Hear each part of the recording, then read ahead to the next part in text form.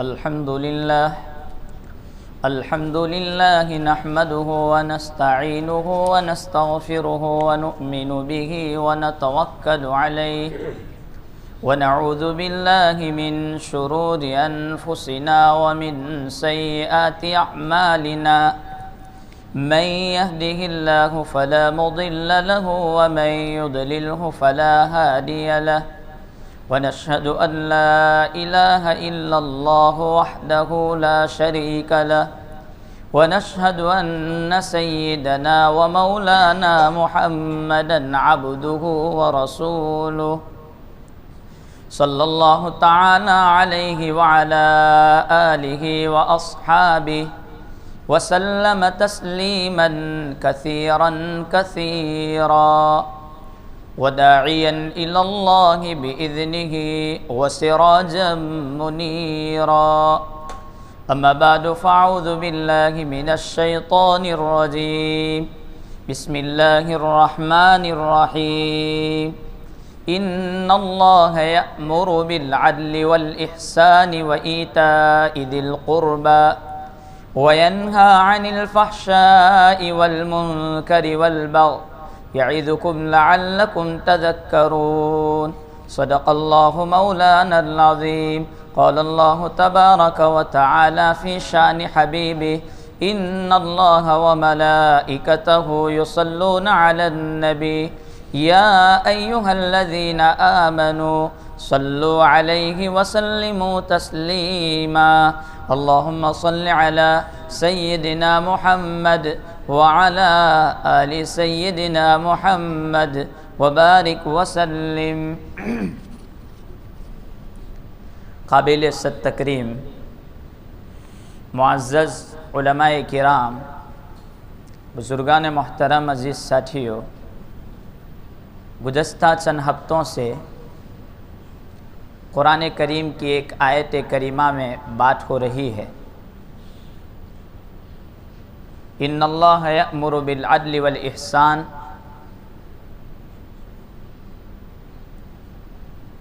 اللہ رب العالمین نے وہ اصول بیان کیے ہیں اس آیت کریمہ میں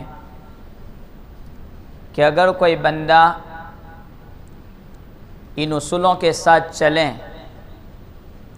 تو دنیا چین سکون کے ساتھ اس کی گزرے اور آخرت میں بھی اس کو کامیابی ملے. پہلی بات رب العالمین نے فرمائی ان اللہ یأمر بالعدل، کہ اللہ تبارک و تعالیٰ تم کو انصاف کی تعلیم دیتے ہیں. اس پر باتیں ہو چکی. والاحسان، اور احسان کی تعلیم آپ کو دیتے ہیں. احسان کے کافی ترجمے آپ حضرات کے سامنے آئے. احسان عبادت میں بھی ہوتا ہے کہ بندہ عبادت اس طرح کرے کہ وہ خدا کو دیکھتا ہے، اور اگر وہ نہیں دیکھتا تو خدا تو اس کو دیکھ ہی رہا ہے. پھر ماں باپ کے ساتھ احسان، جس پر قرآن کریم کی آیتیں آپ کے سامنے آئی. معاملات میں احسان، سماج میں احسان، معاشرے میں کس طرح رہیں. اسی طرح ماں باپ اپنے بچوں کے ساتھ احسان کس طرح کریں، اس پر باتیں آپ حضرات کے سامنے ہوئی. احسان کا ایک طریقہ یہ ہے، احسان کا ایک معنی اس میں آتا ہے کہ انسان لوگوں کے ساتھ بھلائی کا معاملہ کرے، بروں کے ساتھ بھی بھلائی کا معاملہ کرے. اچھوں کے ساتھ تو بھلائی ہر کوئی کر لیتا ہے. اگر کوئی مجھے اچھی طرح بلاتا ہے تو میں اس کو یقیناً اچھی طرح بلاؤں گا. اگر کوئی مجھے پانی پلاتا ہے تو یقیناً میں اس کو پانی پلاؤں گا، اس میں کوئی شک نہیں. لیکن بروں کے ساتھ احسان کرنا، حضرت نبی کریم صلی اللہ تعالی علیہ وسلم مدینۃ المنورہ جس وقت تشریف لے گئے تو مدینہ پہنچنے کے بعد منافقوں نے رسول پاک صلی اللہ تعالی علیہ وسلم کو جس طرح ستایا اور وہ موقع اس طرح ڈھونڈتے رہے کہ کسی بھی طرح ان کو بدنام کر دیا جائے. لیکن کوئی موقع ایسا مل نہ پایا۔ اب یہ باتیں آپ کے سامنے ظاہر تھی۔ عبداللہ ابن ابی ابن سلول، یہ منافقوں کا سردار، جس کے واقعات آپ حضرات کے سامنے آئے ہوں گے۔ جب بخاری شریف کی روایت ہے کہ جب اس کے مرنے کا وقت آیا تو اس نے وصیت کی کہ مجھے کفن دینا نبی کریم صلی اللہ تعالی علیہ وسلم کے جبے میں، آپ کے کپڑے میں۔ چنانچہ آپ نے وہ بھی دے دیا۔ اس نے کہا کہ میری جنازے کی نماز حضور پڑھائیں گے، آپ نے اس پر بھی عمل کر لیا۔ بخاری کی روایت ہے کہ آپ نے نماز بھی پڑھائی، لیکن بعد میں قرآن کریم کی آیت کریمہ آئی وَلَا تُصَلِّ عَلَىٰ أَحَدٍ مِّنْهُمْ مَاتَ، کہ ایسے لوگوں کے اوپر آپ صلاۃ جنازہ نہ پڑھا کریں۔ اس کے بعد روک دیا گیا، یہاں تک کہ جب وہ مر چکا تو حضرت نبی پاک صلی اللہ تعالی علیہ وسلم نے اس کے سر کو اپنی گود میں رکھا اور آپ کے لعاب دہن، آپ کے منہ کے تھوک مبارک کو حضرت نے اس کے منہ میں رکھا ہے کہ اگر اس سے بھی اس کی مغفرت ہو جائے تو ٹھیک ہے۔ یہ معاملہ حضرت نبی پاک صلی اللہ علیہ وسلم نے ایک دشمن کے ساتھ کیا ہے۔ ہم جس ملک میں رہتے ہیں وہ ملک ایک ایسا ملک ہے جہاں پر ہر قسم کے، ہر مذہب کے لوگ رہتے ہیں۔ یہاں پر مسلمان بھی رہتے ہیں، ہندو بھی رہتے ہیں، یہاں پر عیسائی بھی رہتے ہیں، سکھ بھی رہتے ہیں۔ تو یہ تعلیم ہمیں مد نظر رکھنی ہے۔ حضرت نبی کریم صلی اللہ تعالی علیہ وسلم کے یہ اعمال دیکھ کر کے، یہ اخلاق دیکھ کر کے خزرج کے 1000 آدمیوں نے اس وقت اسلام قبول کر لیا۔ حضرت نبی پاک صلی اللہ تعالی علیہ وسلم کی زندگی دیکھیں کہ آپ جہاں پر ہر قسم، ہر مذہب، قوم و ملت کے لوگ ہو تو آپ کیسے رہیں گے۔ چنانچہ مکۃ المکرمہ کی زندگی حضرت نبی پاک صلی اللہ علیہ وسلم کی، آپ کے دروازے کے سامنے غلاظت ڈالی جاتی تھی، گندگی ڈالی جاتی تھی، اور غلاظت والے کپڑے آپ کے دروازے کے سامنے پھینکے جاتے تھے۔ اتنے پر بس نہیں بلکہ آپ جب گزرتے تو آپ کے جسم پر غلاظت پھینکی جاتی تھی۔ ابی ابن خلف، جس نے رسول پاک صلی اللہ تعالی علیہ وسلم کے چہرے انور پر تھوکا ہے۔ عقبہ ابن ابی معیط، اس کے متعلق لکھا ہے کہ جب حضرت سجدے میں گئے ہیں تو اس نے اس کا پیر حضرت نبی پاک صلی اللہ علیہ وسلم کی گردن پر رکھ دیا، یہاں تک کہ حضور کی آنکھیں باہر نکل گئی کہ اب چلانے کی کیا ہوگا، اس طریقے پر مارنے کے قریب پہنچ چکا تھا۔ وہی کمبخت کہ جب ابو جہل کمبخت نے عقبہ ابن ابی معیط سے کہا کہ حضرت نبی پاک صلی اللہ علیہ وسلم پر یہ میرا اونٹ ذبح ہوا ہے، اس اونٹ کی اوج اور ہوجری کو تو اٹھا کر کے حضور سجدے میں ہے جا تو رکھ دے، چنانچہ رکھا گیا۔ حضرت نبی پاک صلی اللہ علیہ وسلم نے یہ بھی برداشت کیا۔ ایک مرتبہ یہی عقبہ ابن ابی معیط نے حضرت نبی پاک صلی اللہ تعالی علیہ وسلم کے گلے میں کپڑا ڈالا اور پھندا دیا اور کھینچ رہا ہے سجدے کے عالم میں۔ حضرت بالکل آپ کے گلے میں پھانسا آ چکا، حضرت نبی پاک صلی اللہ علیہ وسلم سجدے کی حالت میں ہے۔ طائف کے واقعہ آپ کے سامنے موجود ہے۔ اس کے بعد حضرت نبی پاک صلی اللہ تعالی علیہ وسلم جب ہجرت کے لیے مکہ سے مدینہ روانہ ہو رہے ہیں تو اس وقت ان لوگوں نے آپ کو قتل کرنے کا، شہید کرنے کا پورا پلان بنایا۔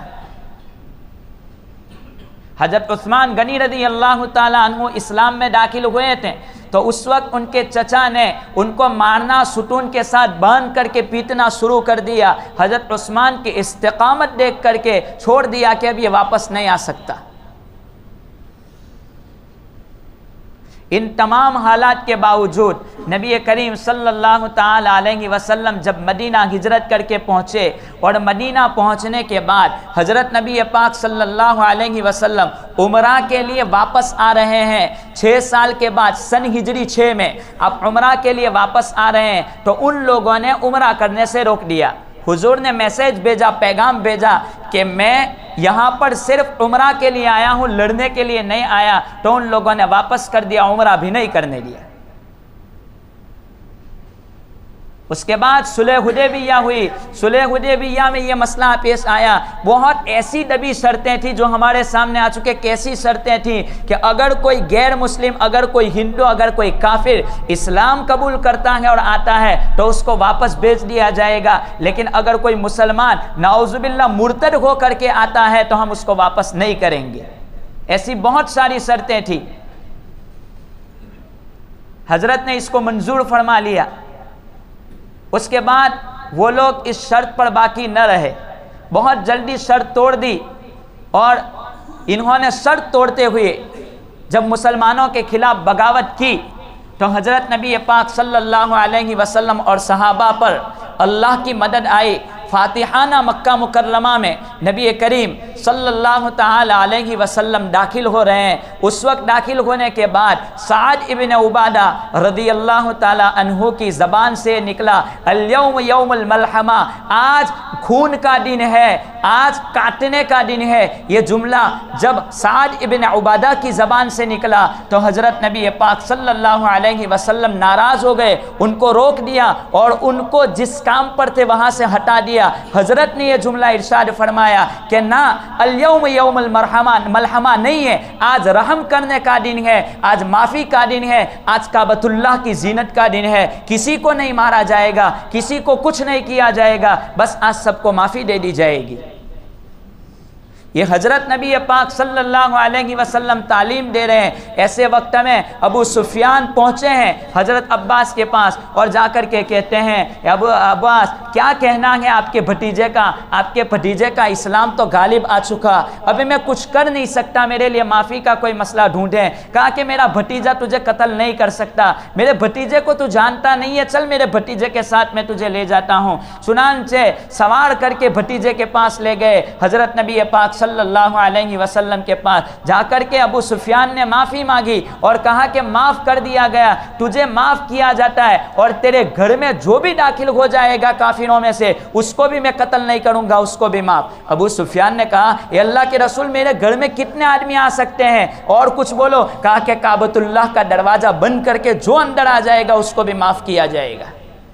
کہا کہ اللہ کے رسول کعبۃ اللہ میں کتنے آئیں گے؟ کہا کہ مسجد حرام میں جتنے لوگ آ جائیں گے سب کو معاف کیا جائے گا۔ کہا کہ اللہ کے رسول اس میں بھی کتنے آ سکیں گے، اور بھی کچھ زیادتی کرو۔ اس وقت حضرت نبی پاک صلی اللہ علیہ وسلم نے فرمایا جو اپنے گھر کا دروازہ بند کر دے اس کو بھی معاف کر دیا جائے گا۔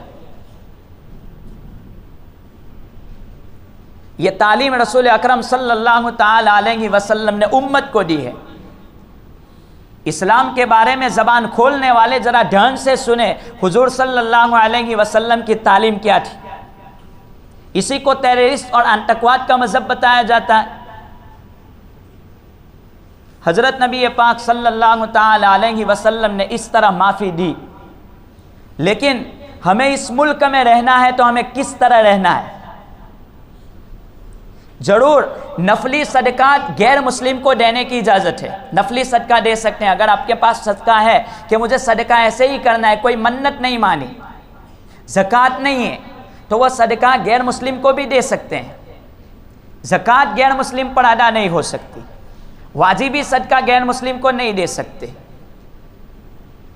حضور نے تعلیم دی کہ آپ کیسے رہیں۔ آپ اگر کوئی آپ کے پڑوس میں رہتا ہے، آپ کے محلے میں رہتا ہے، آپ کا کوئی چاہنے والا ہے غیر مسلم ہے، تو آپ اس کی بیمار پرسی بھی کریں، آپ اس کی ضرورت بھی پوری کریں، لیکن غیر مسلموں سے تعلقات کتنی حد تک جائز ہے وہ بھی سن لیں۔ غیر مسلموں سے ضرور دوستی رکھیں، ان کے تمام کاموں میں مدد کریں، لیکن جہاں اسلام کی حد آ جاوے وہاں پر آپ رک جائیے۔ ایمان اور اسلام اس میں کوئی کمپرومائز نہیں، خدا کے ساتھ کسی کو شریک نہیں کیا جا سکتا، ان کے مذہبی تہوار میں آپ شریک نہیں ہو سکتے۔ اسی طریقے سے نمستے اپنے چاہنے والوں سے، اپنے ماننے والوں سے یاد رکھنا، نقل کفر کفر نباشت، میں ممبر پر بیٹھ کر کے بولتا ہوں تو آپ ایسا نہ سمجھے کہ مول صاحب ممبر پر بیٹھ کر کے نمستے بول رہے ہیں، یہ کفر اس لیے نقل کرتا ہوں تاکہ اس مسئلہ سمجھا سکیں۔ نمستے کہنا، رام وغیرہ کہنا، اس کی اجازت نہیں ہے۔ آپ آداب سے کام چلا لیں، آداب۔ اسی طریقے پر اسلام میں سلام کرنے کا حکم ہے، ایسے جھکنے کا حکم نہیں ہے، جو ایک مشابہت لازم آتی ہے دونوں ہاتھ جوڑ کر کے جھکنا، ایسا نہیں ہے، بلکہ آپ یا تو ان کو دور سے ہاتھ کر دیں، جہاں پر شرک لازم آتا وہاں رک جائیے۔ ضرور دوستی کریں، ضرور ان کی تمام ضرورتیں پوری کریں، بیمار ہیں تو ان کا علاج بھی کرائیں۔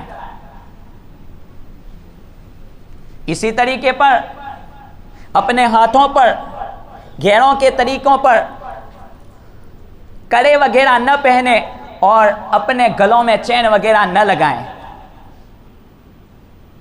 آج مسلمان نوجوان اپنے ہاتھوں میں کڑے پہنتے ہیں اور اپنے گلوں میں چین لگاتے ہیں، کہاں تک اس بات کی اجازت؟ جب یہ باتیں برسر منبر کہی جاتی ہیں تو مول صاحب ظالم نظر آتا ہے، لیکن خدا کے واسطے اپنے آپ پر رحم کھائیے۔ حضور نے جہاں تعلیم دی ہے مانوتا کی، وہاں حضور نے ایک جملہ کہا ہے، من تشبہ بقوم فہو منہم۔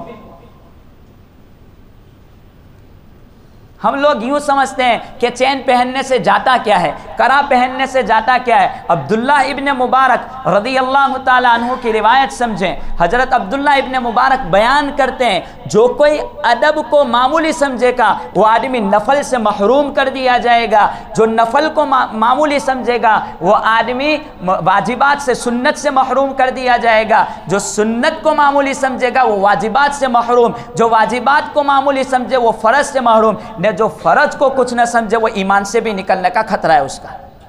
شیطان یہ نہیں کہے گا کہ بیٹا تو اسلام سے پھر جا، تو ایمان کو چھوڑ دے، تو دوسرے طریقوں کو اپنا لے۔ شیطان یہ کبھی دعوت نہیں دے، کوئی نہیں ماننے والا ہے ایسی بات تو۔ لیکن یہ معمولی چیزیں کہ مول صاحب میں 5 وقتہ نماز تو پڑھتا ہوں، میری چین پہننے سے اسلام کو کیا نقصان ہوتا ہے، میرا کڑا پہننے سے اسلام کو کیا نقصان ہوتا ہے؟ جب تیرے دل میں حضور کے ایک حکم کی اتنی اہمیت نہیں ہے تو پیسوں کے واسطے اسلام بھی چھوڑ سکتا ہے۔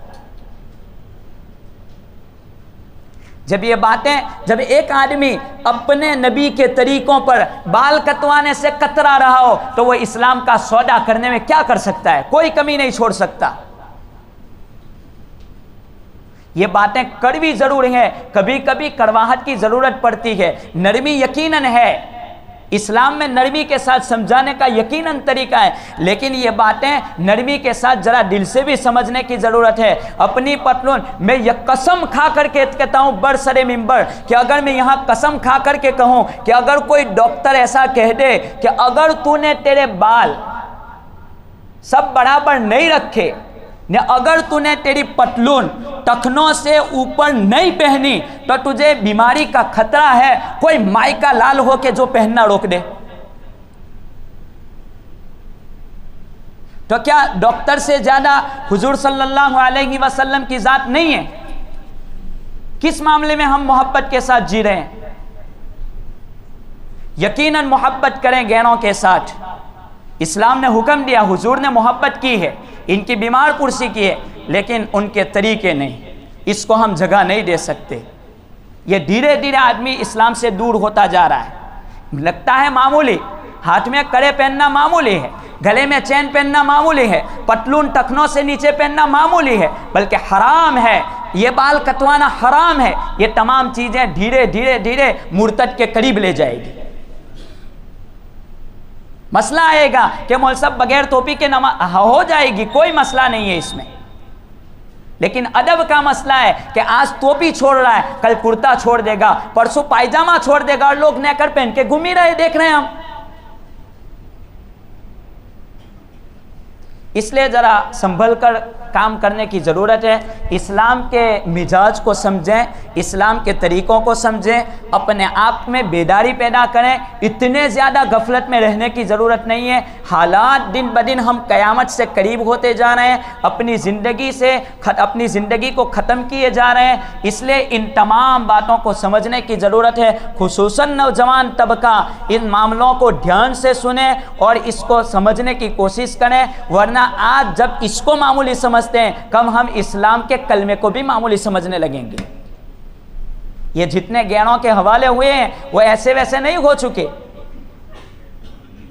جب انہوں نے ایک محبت کی وجہ سے اسلام کو چھوڑ دیا، ایک غیر سے محبت کی وجہ سے اسلام کو چھوڑ دیا، تو غیروں کے طریقوں سے محبت کی وجہ سے کیا کچھ نہیں ہو سکتا. یہ معمولی چیز نہیں ہے. سمجھو، اگر نہیں دل سمجھتا ہے تو کہو کہ اگر مجھے اللہ نہ کرے اللہ نہ کرے اللہ نہ کرے بیماری ہو جائے اور ڈاکٹر کہہ دے تو میں کیا کر سکتا ہوں. اس لیے اپنے دلوں کو سمجھائیں، روئیں اللہ کے پاس کہ اللہ کیوں عمل نہیں ہو پاتا. باتیں بہت ساری ہیں. اللہ تبارک و تعالی ان باتوں پر ہمیں عمل کرنے کی توفیق عطا فرمائے. باقی اور نماز کے فرائض کے متعلق باتیں چل رہی ہے. میں نے کچھ چیزیں ذکر کی تھی کہ نماز میں اتنی چیزوں میں بھول ہے. تو ایک چیز ذکر کی تھی کہ تکبیر تحریمہ زبان سے بولنا، قرات کو زبان سے پڑھنا. تصور قرآن سے نماز نہیں ہوتی، قرات قرآن سے نماز ہوتی. تصور قرآن منہ بند کرنا. اور قرات قرآن کی علامہ کرکھی نے مثال لکھی ہے کہ کم سے کم ہونٹ ہلنے چاہیے، اور ہونٹ نہ ہلے تو نماز ہوتی نہیں. یہ دو چیزیں. اس کے بعد میں نے ذکر کیا تھا کہ السلام علیکم ورحمۃ اللہ زبان سے کہنا ضروری ہے. اگر نہیں کہا تو نماز نہیں ہوتی. یہ تین چیزیں. گزشتہ ہفتے دو مسئلے ذکر کیے تھے. وہ دو مسئلے یہ کہ اللہ اکبر جب کہیں تو امام کے بعد کہیں تاکہ ہمارا اللہ اکبر امام سے پہلے پورا نہ ہو. اگر امام سے پہلے داخل ہو گئے تو نماز نہیں ہوتی. اور السلام علیکم ورحمۃ اللہ امام کے بعد پھیرنا شروع کریں. اگر امام کی سلام باقی ہے نے آپ نے پھیر دی سلام تو نماز خطرے میں ہے. لہٰذا یہ یاد رکھ، کم سے کم نماز میں تو مولوی کی بات مانو، دوسری تو سمجھے چلو. اور نہیں مانو تو بھی آپ کٹ کے تو باہر نکلنے والے ہیں نہیں. آپ رکو آگے کر لو گے، جلدی کرو گے، پیچھے کرو گے تو وہ تو امام کے پیچھے تابع ہونا. اللہ نے ایک مسئلہ تو رکھا ہے کہ اس میں تو آپ کو ماننا پڑے گا. یہ بات تو آپ کو جھکنی ہے. نماز میں امام کو آگے کر کے یہ حکم دیا کہ ساری چیزیں امام کے پیچھے چلا کرو.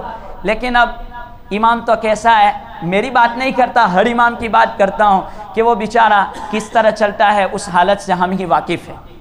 جب تک قوم کا امام اس کو ہم اپنا سربراہ نہیں مانیں گے وہاں تک قوم فتح اور کامیابی کو حاصل نہیں کر سکتی. یاد رہیں. تو یہ چیزیں ہیں. یہ اور ایک آج مسئلہ سیکھ لیں. ایک مسئلہ یہ کہ تکبیر تحریمہ اللہ اکبر جب امام رکوع میں چلا جائے، نے ہم آئے مثلا پہلی رکعت ہے، امام رکوع میں گیا تو ہم دوڑتے دوڑتے آئے کہ چلو میں بھی اس رکعت میں شامل ہو جاؤں. تو کیا ہوتا ہے، اللہ اکبر ادا کیا میں نے ادا، رکوع میں نماز نہیں ہوتی، شروع نہیں ہوتی.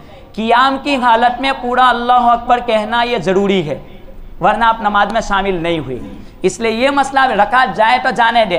ہم جو بھگتے ہیں نا وہ رکعت پکڑنے کی فکر میں نہیں بھگتے.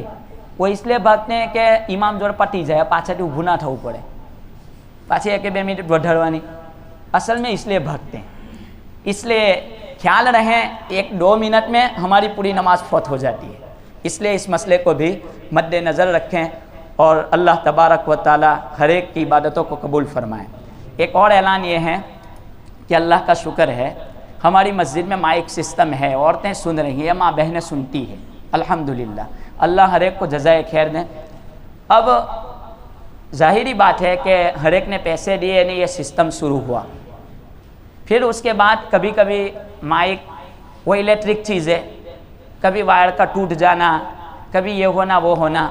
تو اس کے بعد لوگ کہتے ہیں کہ مسجد سے مائک بند ہو چکا، مسجد والے کچھ کرتے نہیں ہیں. یقیناً یہ آپ کو زیبا ہے. اس وقت جس وقت کہ جس طرح کیبل کے 300 روپے ہر مہینے دیتے ہو، اس طرح مسجد میں ہر مہینے 300 پہنچتے ہو مائک کے الگ سے، تو یہ جملہ زیبا ہے. لیکن ہمیں اگر مثلا ایک گلی کے چند مائک بند ہو گئے تو ظاہری بات ہے کہ وہاں کے جو کھمبا ہے کوئی مسئلہ پیش آیا ہوگا، تو اب کاریگر کو بلایا جائے گا، الیکٹریشین کو بلایا جائے گا، تو اس وقت وہ وہاں پر چڑھنے کے 200 روپے لے گا ٹھیک کرنے کے، تو 50 4 گھر ہے تو وہ دے سکتے ہیں، یہ کوئی بڑا مسئلہ نہیں ہے۔ اگر آپ نہیں دیں گے تو مسجد کا خرچہ ہوگا، تو اتنا تو ہم کام کر سکتے ہیں اور کرنا ہی چاہیے۔ تو اگر یہ ذمہ داری کم سے کم آپ کی مؤذن صاحب کو کہیں، متولی صاحب کو کہیں، تو وہ آپ کو بلا کے دے دیں گے کہ آدمی آ جائے گا، تو وہ آپ کے گھر آ جائے تو اپنا کام کروانا ہے، اس کے بعد پیسے تو کم سے کم آپ کو ہی دینے پڑیں گے مل کر کے۔ اتنا کام آپ کر سکتے ہیں، ہر ایک اپنے ذمہ لے لیں، ورنہ آج یہاں ٹوٹا، کل وہاں ٹوٹا، کل وہاں ٹوٹا، کل وہاں ٹوٹا، تو مسجد تو ہر جگہ کتنی پہنچے گی؟ تو اتنا کام اپنے جسم پر اوڑھ لیں کہ یہ کام مجھے کرنا ہے۔ اللہ تعالیٰ عمل کی توفیق عطا فرمائے۔ دارالعلوم بروڈا تانڈلجا مدرسہ ریاض العلوم، جہاں حفظ، عالمیت اور اس کے ساتھ ساتھ اسکول بھی چل رہی ہے، جہاں پر SSC کی تعلیم بھی ہے، بچے SSC کی تعلیم دے رہے ہیں، تو وہاں سے ایک مولانا پہنچے ہیں، وہ نماز کے بعد باہر بیٹھیں گے۔ ہم کچھ تو کرنی، جتنا ہو سکے اللہ نے ایک سبب کے درجے میں ہم کو اللہ استعمال کر لیں، تو جتنا ہو سکے ہم وہاں تعاون کریں۔ اللہ تعالیٰ ہر ایک کو جزائے خیر عطا فرمائے۔